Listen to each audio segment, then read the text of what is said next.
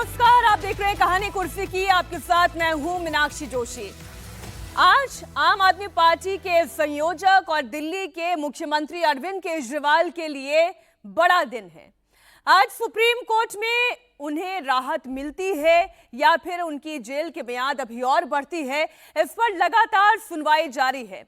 अरविंद केजरीवाल की गिरफ्तारी को चुनौती दी गई है और साथ ही साथ जमानत को लेकर यह लड़ाई सुप्रीम कोर्ट में जारी है। तो वहीं दूसरी तरफ हरियाणा में आम आदमी पार्टी और कांग्रेस के बीच में गठबंधन को लेकर भी थोड़ा सा सस्पेंस इस लिहाज से बना हुआ है कि कांग्रेस की तरफ से तो बाहें खोल दी गई हैं, लेकिन आम आदमी पार्टी किसी भी फैसले पर तो तब पहुंचेगी जब अरविंद केजरीवाल की मुहर उस पर होगी। और अरविंद केजरीवाल ये फैसला तब ले पाएंगे जब वो जेल से रिहा हो पाएंगे, उन्हें राहत मिलती है। इसलिए आज सबकी निगाहें सुप्रीम कोर्ट पर टिकी हुई हैं। बीजेपी की हरियाणा की लिस्ट में क्यों ऐसा बवाल मचा कि इस्तीफों की एक झड़ी लग गई, तो एक सिलसिले में बहुत सारी खबरों को हमें शामिल करना है, लेकिन शुरुआत हम अरविंद केजरीवाल की खबर के साथ कर रहे हैं। अभिषेक मनु सिंघवी कोर्ट में अरविंद केजरीवाल के लिए दलीलें रख रहे हैं। वो ये कह रहे हैं कि बेल नियम है, जेल अपवाद है। वही बातें जो इससे पहले के केसेस में दोहराई गई थी, इसे आधार बनाया गया है इस मामले में। अभिषेक मनु सिंघवी ये कह रहे हैं कि अरविंद केजरीवाल भागेंगे नहीं, वो दिल्ली के मुख्यमंत्री हैं, वो जिम्मेदारी भरे पद पर हैं, गवाहों को, बयानातों को, सबूतों को टेम्पर नहीं करेंगे, क्योंकि सब कुछ तो ऑलरेडी अब रिकॉर्ड में जा चुका है, तो फिर उन्हें राहत क्यों नहीं दी जा रही है। हालांकि एडिशनल सॉलिसिटर जनरल की ओर से भी पक्ष रखे जा रहे हैं। वो कह रहे हैं कि if there is a power to investigate then there is a power to arrest also. तो ये तमाम तरीके की बातें हैं। खास मेहमान हमारे साथ स्टूडियो में जुड़ चुके हैं। हमारे साथ हर्षवर्धन त्रिपाठी जी हैं, अवधेश जी हैं हमारे साथ। बहुत बहुत स्वागत आपका। सुमीर चौगावकर जी भी, और अभी अभी थोड़ा देरी से ही सही, लेकिन विजय त्रिवेदी जी भी स्टूडियो में आ चुके हैं। बहुत स्वागत विजय जी आपका भी। हमारी सहयोगी गौनिका अरोड़ा इस वक्त सुप्रीम कोर्ट से लाइव जुड़ी हुई है। गौनिका, आज का दिन अरविंद केजरीवाल के लिए बहुत महत्वपूर्ण। इस वक्त कोर्ट में क्या कार्रवाई चल रही है, क्या सुनवाई चल रही है? देखिए मीनाक्षी, फिलहाल बेंच जो है वो लंच के लिए उठी है और 2:45 यानी कि अब से लगभग पौने 2 घंटे बाद फिर से सुनवाई शुरू होगी। और क्योंकि इस पूरे मामले पर सबसे पहले अभिषेक मनु सिंघवी ने लगभग 1.5 घंटे तक अपना पक्ष रखा। अभिषेक मनु सिंघवी ने 12 बजे तक अपनी दलीलें तमाम कोर्ट में रखी और उसमें सबसे पहले उन्होंने यही कहा कि अरविंद केजरीवाल को जमानत क्यों मिलनी चाहिए। फ्लाइट रिस्क सबसे पहले उन्होंने कहा कि तीनों टेस्ट में वो पास होते हैं, ना वो कहीं फ्लाइट रिस्क है उनके, या कोई कहीं वो जा नहीं सकते, कॉन्स्टिट्यूशनल पोजीशन पर वो हैं, सबूतों के साथ, गवाहों के साथ कोई छेड़छाड़ नहीं कर सकते हैं, इतने सारे सबूत है, इतनी बड़ी संख्या में डॉक्यूमेंट्स हैं, उनके साथ टेम्परिंग नहीं हो सकती, गवाहों को प्रभावित नहीं कर सकते। और इसके साथ साथ उन्होंने ये कहा कि अरविंद केजरीवाल को सबसे पहले तो इन्वेस्टिगेशन के लिए बुलाया गया था और इन्वेस्टिगेशन के लिए ये कहकर बुलाया गया कि आपसे सिर्फ पूछताछ करनी है, लेकिन उसके बाद उनको अरेस्ट कर लिया जाता है। ईडी के मामले में उनको बेल मिलती है, उसके बाद सीबीआई एंटर कर जाती है। सीबीआई ने पहले उनका नाम एफआईआर में नहीं लिखा था, उसके बाद 8 महीने बाद उनका नाम एफआईआर में दर्ज करती है। तो ये सारी चीजें उनकी तरफ से कोर्ट में कही गई। और इसके साथ साथ जब सुनवाई अभिषेक मनु सिंघवी ने अपनी दलीलें खत्म की, उसके बाद एएसजी राजू यानी कि सीबीआई की तरफ से अपनी दलीलें कोर्ट में रखी गई, जिसमें सबसे मेन आधार उनकी तरफ से यही था कि अब अरविंद केजरीवाल सेशन कोर्ट क्यों नहीं गए। अरविंद केजरीवाल ने वो हायरार्की फॉलो नहीं की जो कोर्ट में आम तौर पर किसी भी आम नागरिक के लिए होता है कि सबसे पहले आप जमानत के लिए सेशन कोर्ट जाते हैं, उसके बाद हाई कोर्ट जाते हैं, फिर आप सुप्रीम कोर्ट का रुख करते हैं। लेकिन अरविंद केजरीवाल ने सबसे पहले हाई कोर्ट का रुख किया, वो सेशन कोर्ट नहीं गए। उसके बाद जब हाई कोर्ट से उनकी बेल रिजेक्ट हुई, फिर वो सुप्रीम कोर्ट आए हैं। ऐसे में सीबीआई का साफ तौर पर यह कहना है कोर्ट में कि अरविंद केजरीवाल को हायरार्की फॉलो करनी चाहिए। हालांकि इस पूरे मामले में अरविंद के एक स्पेशल केस इसलिए भी माना जा रहा है कि अरविंद केजरीवाल एक इन्फ्लुएंशियल पॉलिटिकल पर्सनालिटी है, लेकिन ये नहीं कहा जा सकता है कि क्योंकि वो एक राजनेता है इसीलिए उनको एक स्पेशल ट्रीटमेंट दिया जा सके और वो सीधे हाई कोर्ट और उसके बाद सुप्रीम कोर्ट जा सकते हैं। उनको भी वो हायरार्की फॉलो करनी चाहिए कि वो पहले सेशन कोर्ट जाएं, फिर हाई कोर्ट और उसके बाद सुप्रीम कोर्ट। और यही वजह है कि सीबीआई बार बार इस बात पर जोर दे रही है कि अरविंद केजरीवाल को दोबारा से ट्रायल कोर्ट जाना चाहिए। साथ ही ये भी कहा कि क्योंकि मतलब ये कहने का मतलब ये है एडिशनल सॉलिसिटर जनरल का कि फिर से आप जीरो से शुरू करें। अब वो उनको वापस से उस सुई को वहां पर लेकर आने की कोशिश कर रहे हैं जहां से कहानी एक बार फिर शुरू हो जाएगी। तो इसका मतलब तो ये है कि ये लगातार गौने का डीले पर डीले है, क्या ये कहा जा सकता है? देखिए डिले नहीं, क्योंकि सीबीआई का ये कहना है कि उस वक्त चार्जशीट फाइल नहीं हुई थी जब अरविंद केजरीवाल ने सुप्रीम कोर्ट में पिटीशन लगाई थी या फिर हाई कोर्ट में वो गए थे, तब चार्जशीट फाइल नहीं हुई थी। और क्योंकि ये पूरे मामले में चार्जशीट में कई अहम बातें कही गई हैं, कई अहम सबूत, कई अहम बयानों का जिक्र किया गया है सीबीआई की तरफ से, ऐसे में चार्जशीट को भी इस पूरे मामले में कंसीडर किया जाना चाहिए, वो डॉक्यूमेंट भी इसमें कंसीडर होना चाहिए। लेकिन क्योंकि ये मामला जो पिटीशन है वो चार्जशीट फाइल होने से पहले दायर की गई थी, इसीलिए दोबारा से अरविंद केजरीवाल को ट्रायल कोर्ट जाना चाहिए ताकि उसमें उस पूरे डॉक्यूमेंट्स में चार्जशीट को भी कंसीडर किया जा सके। चार्जशीट को ऐसे अवॉइड नहीं किया जा सकता है। लेकिन इस पर कोर्ट ने ये कहा है, जस्टिस ओका ने ये कहा कि ये हम देखेंगे कि इस पूरे मामले में दखल देना है या नहीं देना है, कि पहले उनको ट्रायल कोर्ट भेजना है या नहीं भेजना है, ये हम देखेंगे। लेकिन इसके साथ साथ अभिषेक मनु सिंघवी ने जब अपनी दलीलें रखी थी तो उन्होंने के कविता और मनीष सिसोदिया के जजमेंट का जिक्र किया, जिसमें उन्होंने ये कहा कि मनीष सिसोदिया के मामले में भी कहा गया था कि वो भी एक पॉलिटिकल पर्सनैलिटी है, डीप रूट्स हैं उनकी समाज में, ऐसे में जब उनको जमानत मिल सकती है तो अरविंद केजरीवाल को जमानत क्यों नहीं मिल सकती। लेकिन इसका विरोध एएसजी राजू ने ये कहकर किया कि अरविंद केजरीवाल तो इस पूरे मामले के शराब घोटाले के मुख्य सरगना हैं, उनको तो छोड़ा ही नहीं जा सकता है, वो इस पूरे मामले में पूरे जो प्लान है वो उनकी तरफ से बनाया गया, तो उनको कैसे रिलीज किया जा सकता है। के कविता के जजमेंट का जिक्र किया गया कि के कविता को ईडी सीबीआई दोनों मामलों में बेल मिल जाती है, तो फिर अरविंद केजरीवाल को बेल क्यों नहीं मिलती है। इसके अलावा पीएमएलए के सेक्शन 45 के तहत मनीष सिसोदिया और के कविता को बेल मिलती है, जब उन दोनों को बेल मिल सकती है और अरविंद केजरीवाल को भी ईडी के मामले में, यानी कि 3 लोगों को ईडी के मामले में जब बेल मिल सकती है और वो भी सेक्शन 45 पीएमएलए का, जिसके तहत बेल मिलना बहुत मुश्किल होता है, जब उनको इस पूरे मामले में बेल मिल सकती है, तो सीबीआई में तो सिर्फ ट्रिपल टेस्ट होता है, यानी कि आपको सिर्फ ये देखना है कि वो पर्सन फ्लाइट रिस्क ना हो, और की पॉइंट जो बात अभिषेक मनु सिंघवी की ओर से कही गई है गौनिका, वो यही है। सर मैं इसी मुद्दे पर अब इस चर्चा को यहाँ स्टूडियो में लेकर आ रही हूँ। हर्षवर्धन जी, कहा यह जा रहा है भाई बेल तो नियम है और जेल अपवाद है। ये वही बात है जो मनीष सिसोदिया के मामले में कही गई, जो के कविता के मामले में कही गई, जो 3 टेस्ट की बात कही जा रही है। भाई भगोड़े थोड़ी ना है, कहीं भाग थोड़ी ना जाएंगे, संवैधानिक पद पर है, जांच चल रही है, जांच चलती रहेगी। नहीं, इसमें मुझे लगता है कि इसमें कोई बहस करने की आवश्यकता भी नहीं है। होता क्या है कि जेल अपवाद है और बेल नियम है, ये तो एक मतलब प्रेसिडेंस हो गया, ये एक सामान्य सा जो न्याय का नियम है वो, और किसी को भी गिरफ्तार न किया जाए, जेलें न भरी जाएं, ये सब जब आदर्श बात हम करते हैं तो ये सब उसमें शामिल है। फिर पकड़े क्यों जाते हैं लोग? पकड़े इसलिए जाते हैं कि 2 वजह से। एक तो जब पकड़े जाएंगे तो उस दौरान उनके खिलाफ सबूत, प्रमाण, तथ्य जुटाने में आसानी होगी।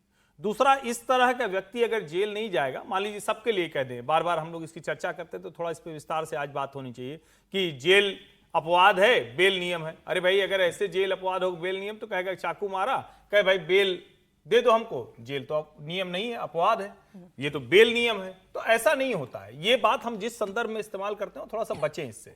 अब सर्वोच्च न्यायालय कह रहा है कि भाई आप इतने लंबे समय तक एजेंसी ने रखा, अब आप हमें इनका ट्रायल शुरू कर दीजिए और बता दीजिए कि इनके खिलाफ क्या क्या गड़बड़ है। अगर इसमें आप बताएंगे कि भाई अभी भी 2-4 चीजें हैं जहां केजरीवाल जी अगर बाहर रहे तो गड़बड़ कर देंगे। कैसे गड़बड़ कर देंगे? कुछ उससे जुड़े हुए गवाह होंगे, कुछ लोग जो बात करने वाले होंगे, जिन्होंने एजेंसी को बताया होगा, उन पर दबाव डाल दें। भाई मुख्यमंत्री हैं, ताकतवर व्यक्ति हैं, कितना कुछ है वो पता ही है। दूसरा क्या कर सकते हैं? एविडेंस डैमेज कर सकते हैं। तो क्या इतनी लंबी अवधि में जब से जेल में है तब से जो एजेंसी है, जांच एजेंसी, वो सारे एविडेंस उसको फुल प्रूफ पैक नहीं कर पाई है? अब इस पर बहस होगी। तो जमानत तो उनको मिलनी ही मिलनी है, लेकिन ये जो जेल अपवाद और बेल नियम, फिर तो कोई हत्या करके आएगा और कहेगा हमको जेल भेजो ही मत जब तक आखिरी सजा न मिले। तो जेल बिल्कुल जाएंगे लोग, जेल भेजे ही जाते हैं। जमानत भी उनको मिलती है। जमानत से किसी की जो कहें कि आरोपों से मुक्ति या दोषी हो जाना ये साबित नहीं होता है। तो जमानत मिलेगी आज, नहीं तो कल मिलेगी।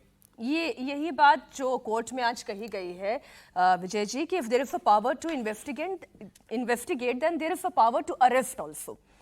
अब वही उसमें अब कॉग्निजेबल ऑफेंस है या नॉन कॉग्निजेबल ऑफेंस है, इसे आप तर्क के तौर पर रख सकते हैं। तो अभी जो देखने को मिल रहा है कोर्ट में, ये क्या ऐसा लगता है कि सीबीआई एक कोशिश में है कि अपने पास ज्यादा से ज्यादा दिनों तक अरविंद केजरीवाल को रख सके? क्योंकि अभिषेक मनु सिंघवी का तर्क ही यही है कि आप तो ये प्रयास कर रहे हैं कि बस इन्हें जेल में रखें by any way, which ever means. Basic तर्क यही चल रहा है। और इस पर जो 2 बड़े लोग जिनको अरेस्ट किया गया था, तीन बल्कि कहना चाहिए, संजय सिंह जी हैं, मनीष सिसोदिया जी हैं और के कविता, जी। तीनों को ही बेल मिल गई है। और इनको अभी ईडी के मामले में बेल मिल गई, उसके बाद 2 बार उनको बेल मिल भी चुकी है, कहीं वो भाग कर नहीं गए हैं। तर्क भी दिया गया कि तर्क 2 भी बार दिया तो गया, 2 बार मिल चुकी है। तो अब क्या, और ये जो है ना, bail is rule and jail is exception, ये जनरल रूल है हमारे लॉ का, प्रेसिडेंस के तौर पे, कि किसी भी वजह से बेवजह लोगों को जेल में नहीं रखा जाए। और ऐसे लोग जो हत्या के अपराधी नहीं है, एक करप्शन का मामला है, मतलब उस पर हम ये तो नहीं करेंगे वो करप्शन से फ्री हैं या नहीं है, जो भी है करप्शन का मामला है ना, कोई हत्या का मामला नहीं है, एक फाइनेंशियल स्कैम का मामला है। चीफ मिनिस्टर है, पॉलिटिकल लीडर है, चुने हुए प्रतिनिधि हैं, वो सारी चीजें भी उनके साथ देखनी पड़ती है जब अदालत देख रही है। इसमें हमारा तर्क नहीं है, अदालत क्या देख रही है उस बात को। और इतने समय से जेल के बाद सीबीआई या जो भी इन्वेस्टिगेटिंग एजेंसी है उसको क्या जरूरत रह गई है, क्या उसका इन्वेस्टिगेशन पूरा नहीं हुआ है, क्या गवाहों को दबाया जा सकता है, इन सब बातों को ध्यान में रखता है ऐसे किया। लेकिन इन सब का कोई तर्क अभी सीबीआई के पास दिखाई नहीं दे रहा। और अभिषेक मनु सिंघवी जो अरविंद केजरीवाल साहब के लॉयर हैं, उनका कहना है कि भाई आप जेल में रखना चाहते हैं सिर्फ इसलिए, अब या तो सीबीआई कोर्ट को सेटिस्फाई करे। अब इस बात पर आना कि ट्रायल कोर्ट में वो नहीं गए थे, हाई कोर्ट में गए थे, ये भी सुप्रीम कोर्ट देखेगा, क्योंकि सुप्रीम कोर्ट को देखना। लेकिन हाई कोर्ट ने भी इस पर कोई ऑब्जेक्शन नहीं किया, हाई कोर्ट ने दूसरे तरीके से उसको रिजेक्ट की थी। हाई कोर्ट ने उस समय कहा होता कि भाई ट्रायल कोर्ट में जाइए, तो वो ट्रायल कोर्ट में जाते। अब तो हाई कोर्ट के बाद की मसला है ना, तो वापस ट्रायल कोर्ट में जाने की बात तो मुझे नहीं एएसटी लगती। यही बात तो कह रहे हैं कि बेल एप्लीकेशन तो तब फाइल कर दी, इससे पहले कि चार्जशीट फाइल नहीं हुई। आपने चार्जशीट फाइल होने से पहले बेल एप्लीकेशन फाइल कर दी। तो ये तर्क देखिए कहने के लिए, अब देखिए कोर्ट में जो चल रहा है वो तो कोर्ट तय करेगा, कोर्ट को फाइनल करना। लेकिन क्या ये हल्का तर्क नहीं है कि आप बेल के लिए तो कोशिश करेंगे ही ना, चाहे चार्जशीट फाइल हो चाहे ना तो हो। करें, बेल के लिए तो कोशिश करेंगे ही। और आपको उनको अगर जेल में रखना है तो आपको ज्यादा मजबूत तर्क देने होंगे कि भाई क्यों आपको जेल में रखने की जरूरत उनकी है। यदि कोर्ट सेटिस्फाइड होता है तो और हो जाएगी जितने समय हो रही है। लेकिन यदि पिछले 4 केसेस को देखें, जिसमें 2 केस महत्वपूर्ण है, कि कविता का केस और उधर झारखंड में हेमंत सोरेन का केस, जिसमें दोनों में सुप्रीम कोर्ट ने और हाई कोर्ट ने जो इन्वेस्टिगेटिंग एजेंसी है उनको बड़ी एक तरह से लताड़ ही लगाई है। लताड़ नहीं भी कहें तो बहुत ठोस तरीके से क्वेश्चन किया कि आप बेवजह इनको जेल में रख रहे हैं, क्यों रख रहे हैं? उसका कोई जवाब सेटिस्फैक्टरी नहीं दिया। और उसी की वजह से कि कविता को भी बेल मिल गई। तो और मैं अब हेमंत नैरेटिव सोरेन पर को भी आती मिल हूँ गई। सर, मैं फिर अब नैरेटिव पर आती हूँ। तो जो नैरेटिव अवधेशी ये आम आदमी पार्टी कह रही है, अब ये नैरेटिव है, रियलिटी है, प्रोपेगेंडा है, आप जिस पॉलिटिकल पार्टी की निगाह से देखेंगे वो वैसा दिखाई देगा। लेकिन आप जरा निष्पक्ष राय रखें कि जो आम आदमी पार्टी कह रही है फिर वो गलत क्या है। वो ये कह रही है कि हमें जेल में रखा हुआ है, सबूत आपके पास है, गवाहों के बयानात आपके पास है, everything is sealed and protected, तो फिर अब आप इनको जेल में क्यों रखना चाह रहे हैं। इतने दिनों तक मनीष सिसोदिया को अंदर बैठा के रखा, संजय सिंह को अंदर बैठा के रखा, अरविंद केजरीवाल को बाहर नहीं आने दे रहे हैं। क्या कमी है फिर इनके नैरेटिव में? किसके कारण रखा है? किसी पॉलिटिकल पार्टी ने रखा है या कोर्ट ने जमानत नहीं दिया है? किसी भी अरेस्टिंग के 24 घंटे के अंदर उसको कोर्ट में प्रोड्यूस करना पड़ता है। कोर्ट चाहे तो उस समय भी छोड़ दे सकता है। ये लोग इतने सक्षम लोग हैं कि इनके साथ इनके बड़े बड़े वकील भी गए हर जगह, नीचे से ऊपर के न्यायालय तक। ये तो कोर्ट नहीं रखा हुआ है ना। ये जो देश में एक गलतफहमी जो नैरेटिव पैदा की गई है कि किसी पॉलिटिकल पार्टी ने विरोध में आकर के और उनको रखा हुआ है, जो सुप्रीम कोर्ट आज दलील दे रही है उसी सुप्रीम कोर्ट ने लगातार इनको रिजेक्ट किया, कहा कि निचले न्यायालय में जाइए। हाई कोर्ट ने कहा कि पहले मेरे पास क्यों आ गए, फिर कहा कि आप हाई कोर्ट में जाइए। तो अभी तक तो ये यही है। अब दूसरा क्या है कि देखो अब सीबीआई का मामला एक प्रकार से शुरू हो गया है। जितनी जमानत अभी हुई है उसमें आप देखो, जो भी जमानत हुई है उस जमानत से एक आधार बन रहा है। केजरीवाल जी को 51 दिन के बाद जो है जमानत मिली, 21 दिन वो बाहर रहे। वो भी जमानत क्या मिली थी, बल्कि ये छूट दी गई थी कि आप जाइए चुनाव प्रचार कर लीजिए और पूरा हो जाए तो फिर जेल में आ जाइएगा। वो जमानत भी नहीं थी, ये ऐसा ऑर्डर था जो भूतो न भविष्यति, न सुना गया न देखा गया। तो वो तो हमारे मतलब सुप्रीम कोर्ट तो सर सिटिंग सीएम भी तो अंदर पहली बार थे, ये भी तो भूतो न भविष्यति टाइप हो गया। वो तो भूतो न भविष्यति इसलिए था कि सिटिंग सीएम ने सोचा कि मैं और मैं रिजाइन भी नहीं दूंगा, मैं अंदर और बाहर रहूंगा, मैं सीटिंग ही रहूंगा। तो इसलिए उन्होंने तय किया था कि मैं सिटिंग रहूंगा। उसके लिए भी कोर्ट ने उनको नहीं कहा कि हाँ आपका नैतिकता बनती है कि नहीं बनती है। तो कोर्ट तो हमारे यहाँ देखो देवों के देवों महादेव जो है इस समय हमारा सुप्रीम कोर्ट है, उनके बारे में हम कुछ नहीं कर सकते, हाथ जोड़ते हैं क्या करेंगे। अब एक दो प्रकार की याचिका है, एक याचिका तो गिरफ्तारी को चुनौती है और एक याचिका जमानत के लिए, ये दोनों है। कोर्ट एक बार पूछे कि भैया पहले दोनों में से किसकी सुनवाई करना चाहते हो, पहले तो इसकी सुनवाई हो चुकी है, सीबीआई ने उनकी अरेस्टिंग की है। पहले इसी सुप्रीम कोर्ट ने केजरीवाल जी को इतनी सुनवाई के बाद रेगुलर बेल नहीं दिया, ईडी पर इंटरिम बेल दिया और कहा कि इसके बाद 5 जज की बेंच जो है इनके पूरे बेल पर फैसला करेगी। तो वहां यह सिद्धांत कहां था कि भाई बेल तो न्याय है और जेल अपवाद है, वहां तो यह नहीं था। लेकिन इस समय जैसे मनीष जी छूटे हैं, पहले संजय जी छूटे नहीं, मतलब जमानत पर गए हैं, विजय नायर जो कि मुख्य गवाही था जिसके आधार पर चल रहा था, कि कविता बाहर गई है, जिस प्रकार से हुआ है तो एक वातावरण बना है कि आपको भी जमानत मिल सकती है। और जो कुछ भी हमारे मित्र लोग कह रहे हैं ना, वो बेल ऑर्डर में नहीं लिखा हुआ है। सुनो वो कोर्ट जब सुनवाई करती है, सर एक ब्रेकिंग आ गई, उसकी टिप्पणी है, एक ब्रेकिंग न्यूज आ गई है, ये जरा दर्शकों को दे दे, क्योंकि हरियाणा के कैबिनेट मंत्री रणजीत सिंह चौटाला ने इस्तीफा दे दिया है। रणजीत सिंह चौटाला ने मंत्री पद से इस्तीफा दे दिया। टिकट कटने से नाराज होने के चलते ये इस्तीफा आया है।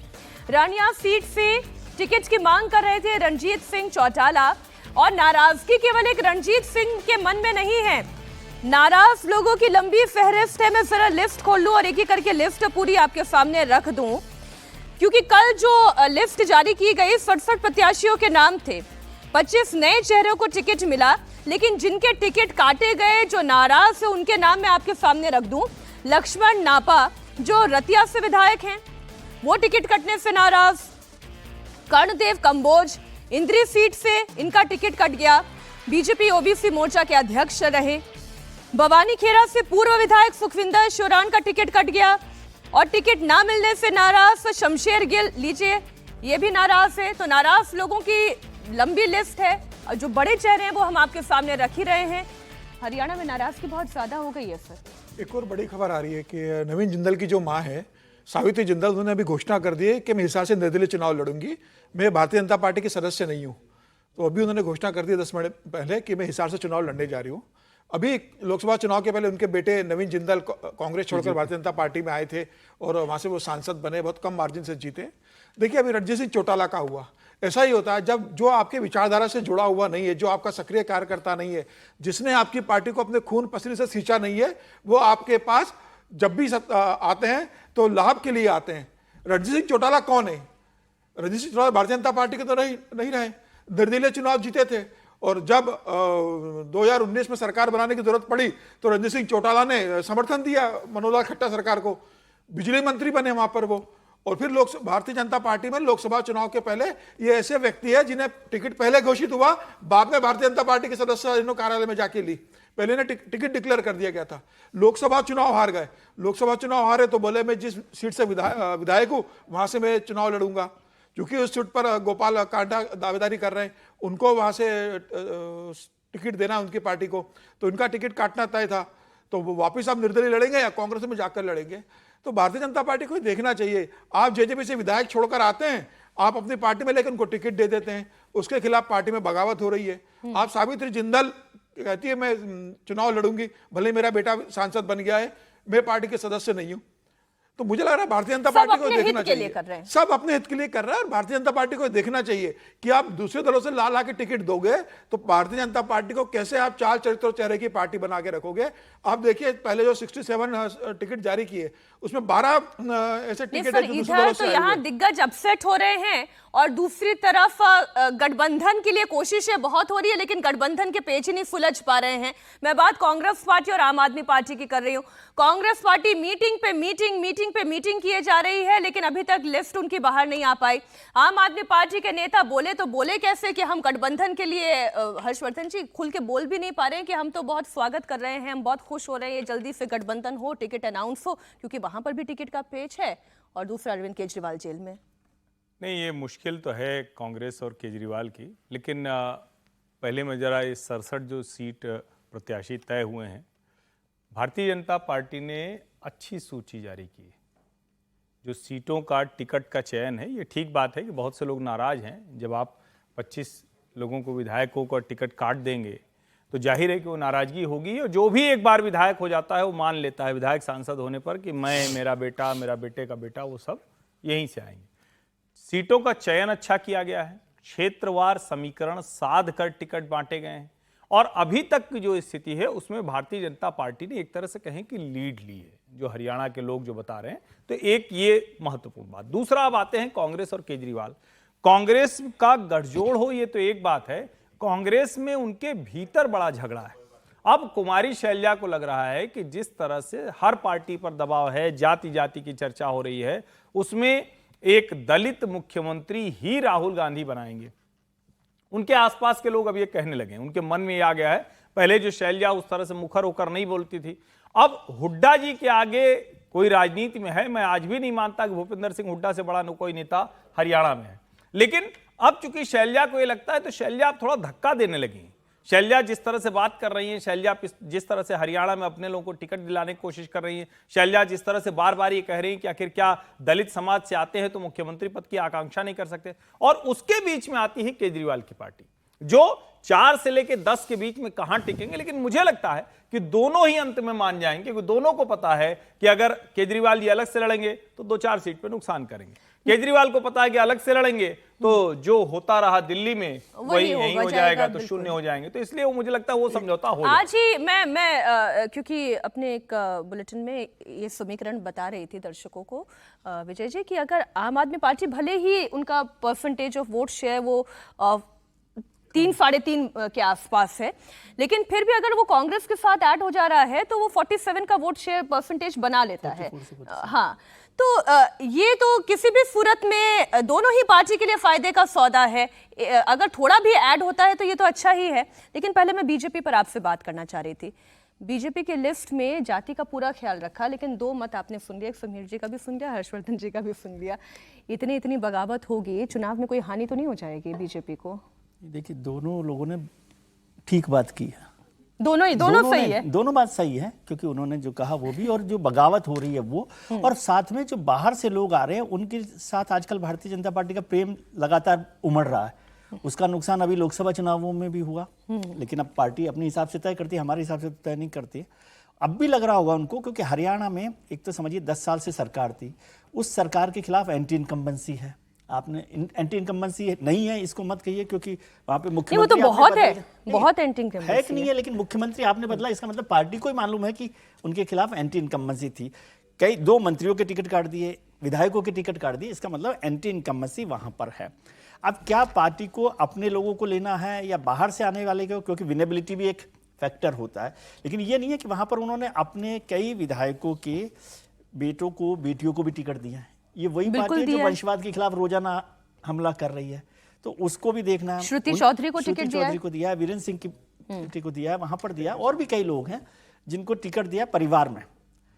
तो एक मुद्दा वो है। दूसरा मुद्दा है अनिल विज वहां पर बड़े समय से नाराज चल रहे हैं, उनकी क्या भूमिका है, उनको क्या होगा। रंजीत चौटाला जी जैसे अब इस्तीफा देकर चले गए, तो इन सब बातों के बीच में भारतीय जनता पार्टी को तय करना है कि, और फिर अभी एक और नाम समीर जी ने लिया, बड़ा प्रिय नाम है, जो गोपाल कांडा जी का हरियाणा पॉलिटिक्स में, और उनका बैकग्राउंड तो भारतीय जनता पार्टी को तो पता ही है। नहीं, सबको पता है कि नहीं पता, भारतीय जनता पार्टी को तो पता होगा। अब वो उनके साथ भी चुनाव लड़ रहे हैं, तो ये चाल, चरित्र, चेहरा, वंशवाद, भ्रष्टाचार, अपराध, इन सब में सबसे इंपॉर्टेंट क्या है बीजेपी के लिए, ये उनको तय करना है। सर, मैं इसमें लिबर्टी ले रही हूँ ये कहने की, सर, विनेबिलिटी। ठीक है, मतलब हरियाणा में इस बार पहली बार ऐसा हुआ कि हरियाणा के प्रदेश अध्यक्ष जो मोहनलाल बड़ोली है, वो कहते हैं कि मुख्यमंत्री हमारे लाड़वा से चुनाव लड़ेंगे।